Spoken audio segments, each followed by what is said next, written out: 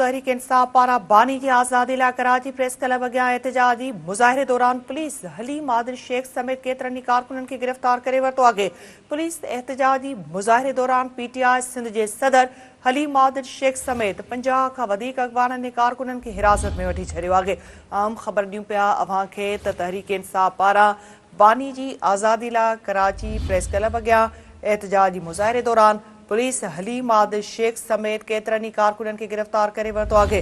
Police एहतजाजी मुज़ाहिरे दौरान PTI Sindh जे सदर हलीम आदिल शेख समेत 50 खां वधीक अॻवाननि ऐं कारकुननि खे हिरासत में वरितो आहे। तहरीक इंसाफ पारां बानी जी आज़ादी लाइ कराची प्रेस क्लब अॻियां एहतजाजी मुज़ाहिरे दौरान पुलिस हलीम आदिल शेख समेत केतिरनि कारकुननि खे गिरफ़्तार करे वरितो आहे। पुलिस एहतजाजी मुज़ाहिरे दौरान पीटीआई सिंध जे सदर हलीम आदिल शेख समेत 50 खां वधीक अॻवाननि ऐं कारकुननि खे हिरासत में वठी छॾियो आहे। तहरीक इंसाफ पारां बानी जी आज़ादी लाइ कराची प्रेस क्लब अॻियां एहतजाजी मुज़ाहिरे दौरान पुलिस हलीम आदिल शेख समेत केतिरनि कारकुननि खे गिरफ़्तार करे वरितो आहे।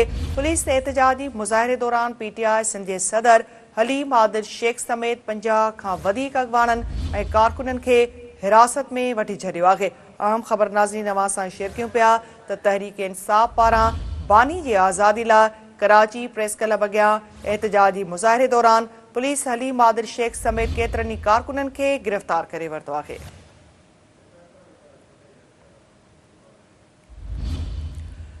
तहरीक इंसाफ पारां बानी की आज़ादी लाइ कराची प्रेस क्लब अॻियां एहतजाजी मुज़ाहिरे दौरान पुलिस हलीम आदिल शेख समेत केतिरनि कारकुननि खे गिरफ़्तार करे वरितो आहे। पुलिस एहतजाजी मुज़ाहिरे दौरान पीटीआई सिंध जे सदर हलीम आदिल शेख समेत 50 खां वधीक अॻवाननि ऐं कारकुननि खे हिरासत में वठी छॾियो आहे।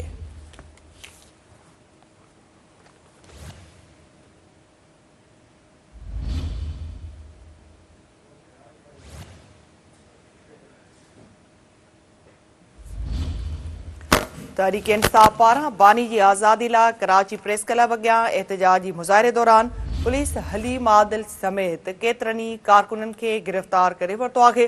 पुलिस एहतजाजी मुज़ाहिरे दौरान पीटीआई सिंध जे सदर हलीम आदिल शेख समेत 50 खां वधीक अॻवाननि ऐं कारकुननि खे हिरासत में वरितो आहे।